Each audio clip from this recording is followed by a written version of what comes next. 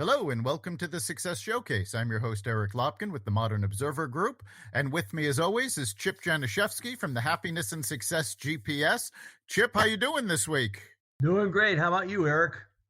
Doing fantastic. We've got all sorts of holidays going on this week. Palm Sunday, Easter Sunday, Passover, all converged at the same time. So lots of people spending lots of time with family.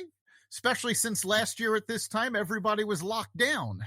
Yeah, last year we just zoomed on Easter, and this year got family coming over, granddaughter, and so on and so forth. And winding down a windy March today. The trees are doing a nice job waltzing out in the woods, but everything is okay. So, what a difference a year makes. Last year we were all freaking out, and now everybody's just full of optimism and smiling and so on and so forth. And we have a very optimistic guest with us today, too. Yes, we do. We have Jill Monson-Bishop from the American Cancer Society. Jill, how are you doing today? Oh, I love that intro. I need to carry a tiny Chip and Eric with me everywhere I go. Imagine I can have a little chip on my shoulder. Sorry. The first time I ever heard that. Right. Today. Thank you guys for having me. I appreciate it.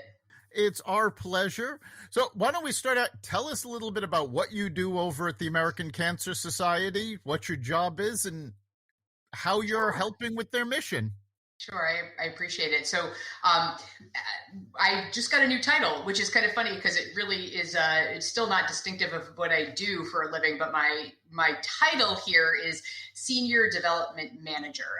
Essentially, I live in Western Massachusetts in Springfield, Mass., but geographically, I kind of help to oversee Western Massachusetts and all of Connecticut. Of course, the American Cancer Society is not only national, but we're also global. But that's my little neck of the woods, which I love because I get to be local, but be part of, something large. And my role is really twofold. One is to make sure every single person, every one of your podcast listeners knows that we're here and knows what we have available to them for resources and information. And then secondarily, my role is to engage volunteers and donors to get involved with ACS. That's great. You said something right there that's very important. You want people to know that you're there. What's the biggest misconception about the American Cancer Society? What don't people know that you do? That we're here. It's very, very frustrating, Eric. So I actually have lost both of my parents to cancer some years back now, but while going through that, I didn't know what the American Cancer Society had available to me as a caregiver. And I think that that's a big misperception is people assume that we are here for the cancer patient, those with a diagnosis, but we're actually here for everyone, anyone that the cancer diagnosis could touch. So it could be a spouse, a child, it could be a coworker, an employer, all of those individuals, everyone is affected when one individual gets a diagnosis. And I think that's kind of something that sometimes gets a little overlooked.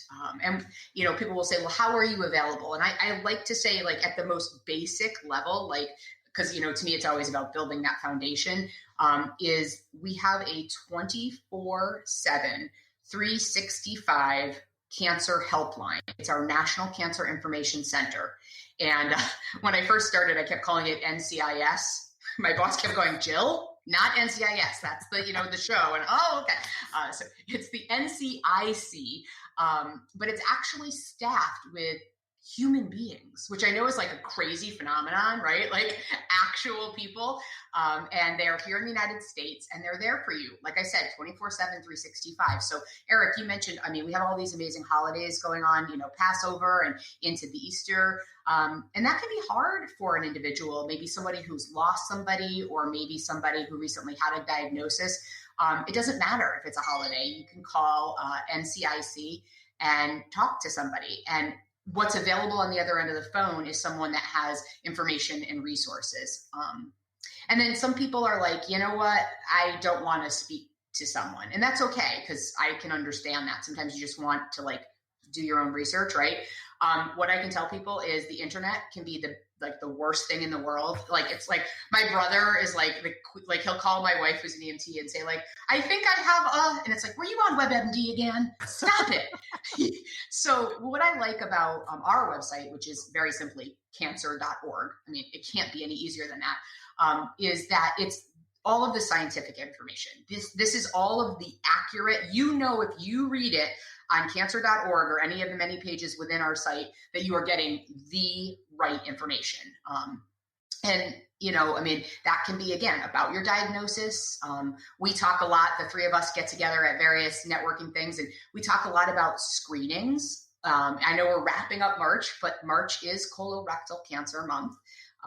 We have quite a few friends in common that we know have had various types of cancer, like prostate cancer.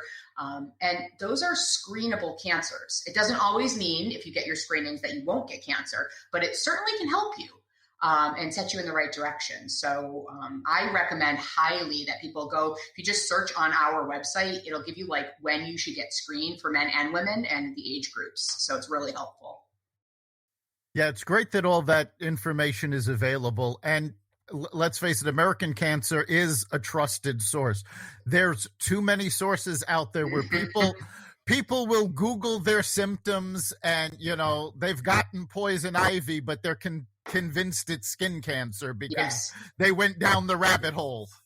Very, very much. And, I think you guys started off the conversation by talking about this really great energy that our country is seeing as we move towards sort of reopening, if you will.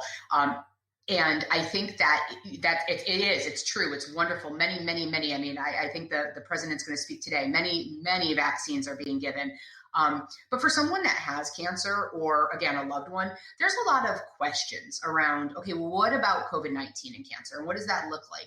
And we have a whole section on the website that we built out. And you can, if you don't want to go on the website again, you can call. But it's all about COVID-19 and cancer. And I think that, again, it's that scientific data. It's the right information. You're not, having somebody tell you, okay, you can go out as long as you, permanently dip your hands in bleach or whatever. You know what I mean? Like this is the right information. And I want people to get that correct information so that they feel more confident in their everyday life. Yeah. And COVID has been a major problem. We interviewed an oncologist on our sister podcast, Carnivore Radio, and one of his big concerns was the fact that people were too afraid to go into the doctor's offices and the hospitals to get their screenings for fear of catching COVID. It's a huge, Eric, huge. And I'm so glad you pointed that out. So as an ACS employee, we've been having numerous national calls with our medical, team about the importance of screening, and literally we don't advertise, right? So we're not out there spending a ton of money, which we shouldn't be, because that's money we can do programming with. But therefore, I'm the mouthpiece, you're the mouthpiece, Chip, you're the mouthpiece. So I'm screaming from the rooftops about screenings. It is safe to get screened.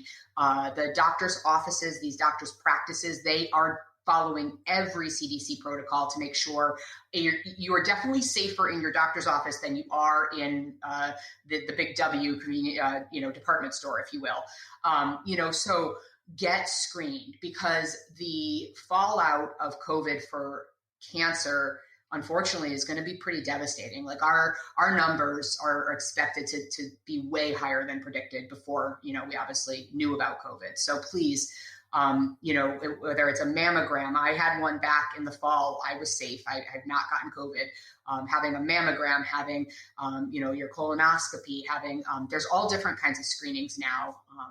And so, and doing that, because you're right. And thank you for that oncologist and that word, because it's one of the ways to stay healthy is to get checked. Yeah. So obviously you're a resource for education and support and a lot of other things, but you actually met us by joining the West Hartford Chamber of Commerce. I did. Awareness is a huge part of it, but obviously the American Cancer Society, like all the other nonprofits, have taken a financial hit during these times. And really, one of the best ways that you can grow your network is you invest an hour and a half of your time every Friday morning. I call it business development time. Mm-hmm. You couldn't do any better by going out and knocking on doors and so on and so forth than getting involved with all the crazies in the West Hartford Chamber of Commerce. Tell us a little bit about how you developed into that and the successes that you've had with the Real Men Wear Pink and all the other things you're doing for this. That if everybody's listening around the country, they can get involved in doing things like this too. And if they have people who work for the Cancer Society who aren't there in the network scene, they should be doing it. So talk about the power of networking. Well, thank you, Chip. I mean, first of all, Chip, you are absolutely right. It is a crazy group of individuals at the West Hartford Chamber, but I wouldn't be anywhere else early on a Friday morning. If you are or do business in the West Hartford area, now that we're more of a global society, please stop by one of our networking events on Friday mornings because they are phenomenal. The West Hartford Chamber is leaps and bounds above many, not all, but many chambers. They do a great job. And I love networking. I love the beauty in the differences of individuals. And so, there are such great and vast opportunities around the United States, even in some other countries, to get involved with the American Cancer Society. And in particular, right now, one of the things that we're really focusing on is addressing cancer disparities. And what I love when I think about West Hartford Chamber or many of these other groups around the country is the differences of people that are on, be it race differences, gender differences, age differences. For instance, research is a very important part of what American Cancer Society does. And we just were awarded a $5 million grant. And we took that and we broke it up amongst researchers. And it's specifically going to go to these researchers who are doing studies about why Black men get prostate cancer at higher rates than other ethnicities and have worse outcomes. So that's like putting our money where our mouth is, right? Now, I'm not expecting that somebody that's listening has $5 million. But if they do, my name is Jill Monson, and they can look me up. Eric and Chip can get them my contact. But no, I mean, this is the thing. Some people have $5 and maybe somebody that they love passed, and that $5, they're like, I don't know what to do with it. First and foremost, you can certainly just go directly on our website and you can make a donation at any point. But what Chip is talking about is more of that long-term, I like to call it my marathon. And it's building that relationship. There are individuals across the country that work for the American Cancer Society in almost every community. So for instance, if someone is in this area and they're like, I want to get involved, what I like to do is tell people, it's not just a menu of, okay, we have Relay for Life, we have Making Strides Against Breast Cancer, we have Research Hers, which is one of my initiatives, and we have Real Men Wear Pink that Chip mentioned. But really what we have is the ability to meet you where you are. And what I mean by that is like, I want to talk to you and I want to understand how has cancer affected you? Or if it hasn't yet, how do you want to be a part of preventing it from affecting you in your circle? So once we get to know each other, I can really find a partnership, because that's what I like to look at it like, is like something that's that marathon, like long-term together. And it's not just like long-term, keep writing me checks. I'm never opposed to that, of course, but no, it's really more about like how we make sure, like maybe you have a bunch of employees. Okay, great. Well, are all of your employees, are you advocating that they get screened? So maybe we can help you come up with a program. Maybe we can help you come up with language that you can put in your company newsletter that's about things that individuals that are on your team can do to stay healthier. So there's a lot of us trying to figure out what you really need and then meeting you there. So I hope that answers your question, Chip. Yeah, well, I would, because we are virtual and worldwide now with this, I mean, I would highly recommend you to look up some of your counterparts around the country. And if they want to come to our meeting some Friday morning just to see how it's done, hopefully bring the joy to other places around the world. I mean, that's what it's for. I mean, we have absolutely the whole world is our stage right now. And we have the potential to just reach out to so many different people like we never did before, just because we're doing it this way. Yeah. So you can bring I love it. If half the meeting next week is ACS or in a couple of weeks, that's fine with me. I'll see what I can do. I'm not running the timer.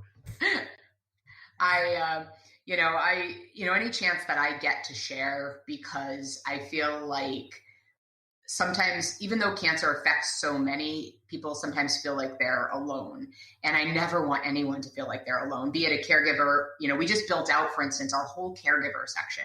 And it's all this information. And it's like, wow, it's the first time we've ever, not we ACS, but like we as a global society have kind of like stepped back and realized that it's just as important that the caregiver stays healthy as the person with the cancer, because that person has so much undue pressure, on them. So yeah, it's remarkable. I can't believe every day that I get to get up and do this for what I call work. But yeah, I love it.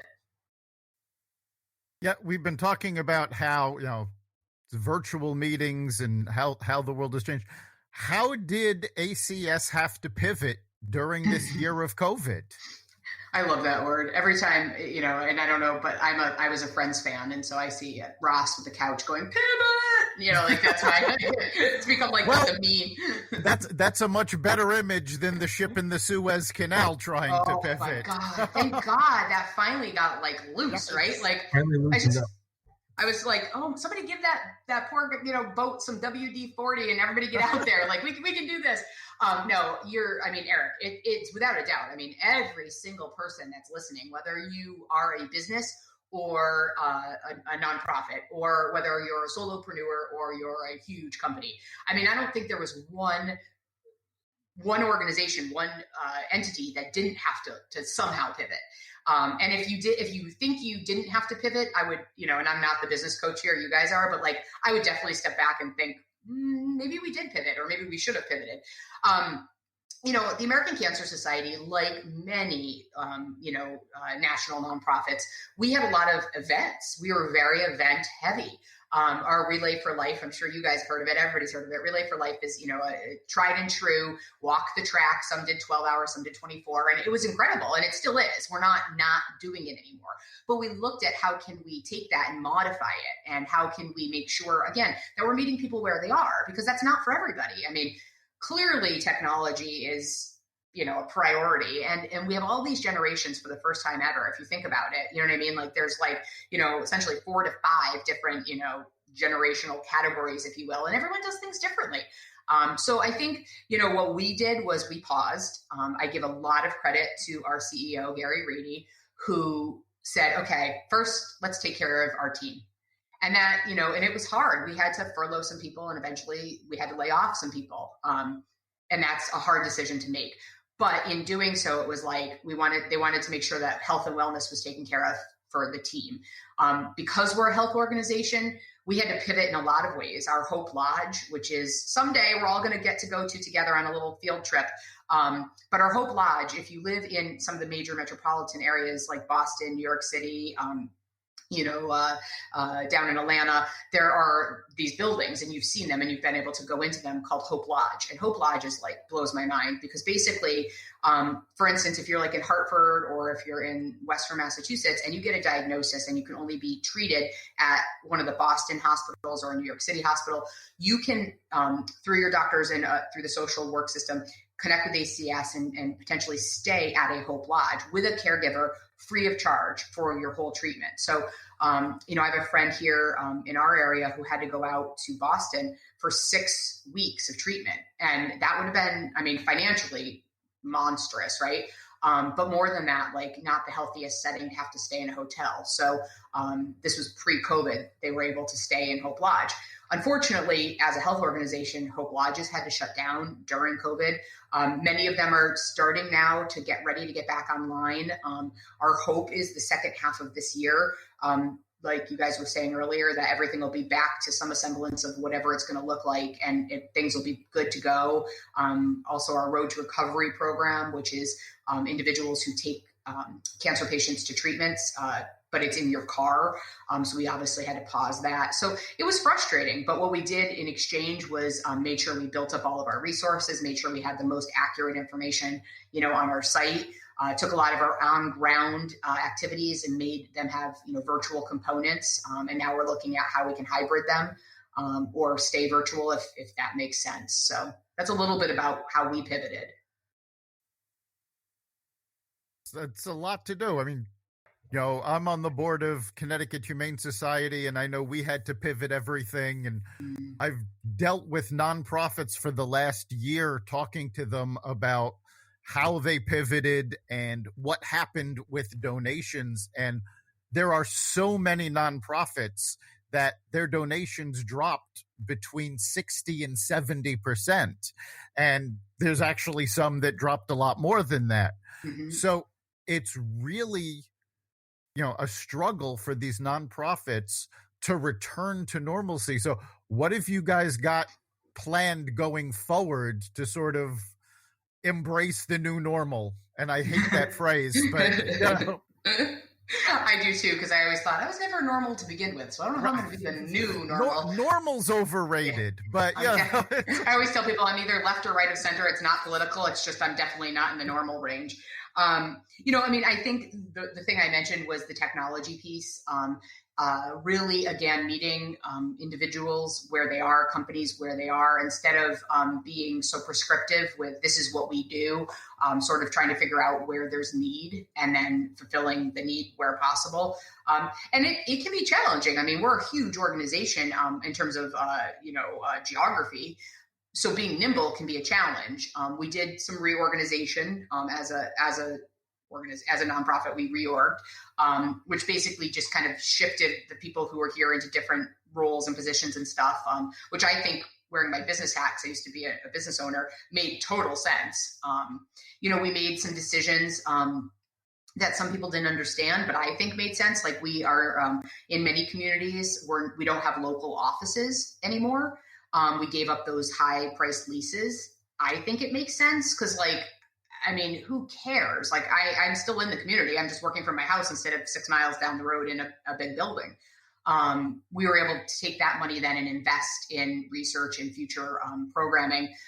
One of the things that I'm currently working on and we're doing across the country, so anyone listening, if they get a hold of you guys, you can hook them up with me and I can, forward them on, but is this initiative called Research Hers. So it's that end of the word research, but capitalized. And to me, it's just the most appropriate time to talk about research because of everything we've been watching in the news with COVID, but then also to talk about women. Whether you politically are in line with the current administration or not, you have to be kind of like, wow, we have a female vice president. That's a big deal for girls and women across the globe. So Research Hers is an initiative where women can actually raise awareness and raise donations around female cancer researchers. And I'm working on that here in Western Mass and Connecticut, and it blows my mind how exciting it is. Like, I love it. So we've talked a lot about American cancer, but you've also had your own challenges that you've worked. Would you care to talk about that?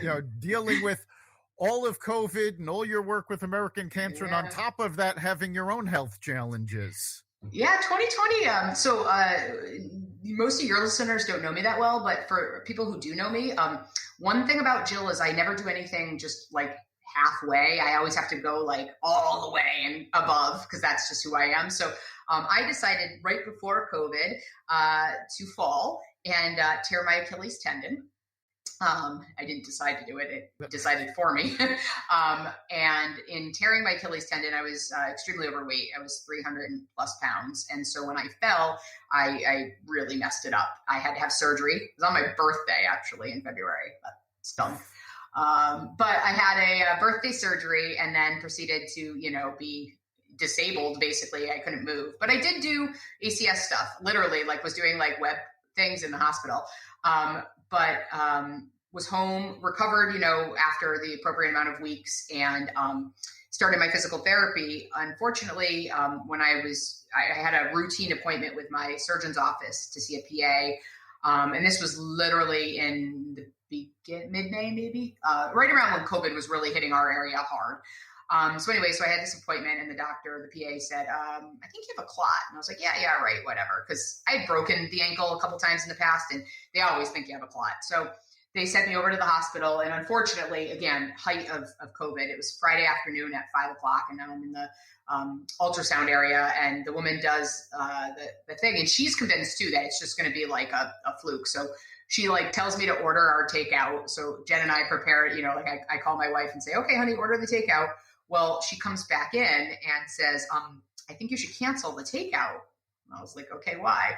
And she said, well, you have a blood clot in your leg from your femoral artery, which if folks don't know is up by your groin, to your ankle. I was like, excuse me? So it was the largest clot they'd ever seen. Again, go big or go home, right? Right, Chip? Right, because you don't do anything halfway. Nope, nothing ever. So they said, well, you're going to go to the emergency room now. And of course, nobody could come. Like Jen couldn't come. So I was in the emergency room, a bunch of stuff shoved up my nose. I definitely found that I had a brain because they hit it a few times. Everybody's in like their ET costumes, walking around, and you're in like the glass room. And it was really terrifying to be completely honest. I lost my mom young. She was only 55 when she passed away. So I think I've always had this realization that you can pass away early, but I don't think I ever really thought I could die. And this was that time. I made a FaceTime call to my wife and said, okay, honey, here's what you need to know. Here's where this is and that is, and the key to this is. And I didn't think I was coming home, and that can really throw you. I did stay in the hospital for a little while, which is unusual. Usually they just give you a blood thinner and send you home, but they decided to scan my lungs and found that the clot had actually gone. It was described as a butterfly sitting in the middle of my chest and branching out into both lungs. That was not great. So I stayed for a while, came home, got what I thought was better, and then ended up back in the hospital because I couldn't literally take a breath, and was back for a while. And then came home, and by the grace of some higher power, I decided that I didn't want to not be here. So I took my 316-pound self on June 1st and started a medically supervised weight loss program to try to live, basically, because the alternative for me was definitely going to be death. And I'm pretty excited because tomorrow is my weigh-in day. So as of last Tuesday, I've lost 136 and a half pounds. So thank you. So yeah, so it can be done. And I put that out there, not because I want people to feel like bad about themselves, but life is so much better. It's so worth living. Like, don't give up on yourself. Find your thing, whatever your thing is. That's such a great message. And I mean, you're dealing with all of that in the middle of COVID. It's really inspiring to see how you've come through it, and the fact that you still have such a great attitude about all of it. Thank you. I appreciate it. It's funny because it's all so personal, right? Like, so I appreciate you saying that, but there's days when I just feel like, I have the worst attitude. Like, I'm not like, I'm in a yucky, I keep calling it my funk. I've been in this funk, and there's no like reason, but I think like as a society, we have to give ourselves a little bit of like permission to just be okay with whatever we feel on whatever day it is. Because the world's been really topsy-turvy for a while now. Absolutely. Oh, absolutely. I mean, people have been dealing with so much stress.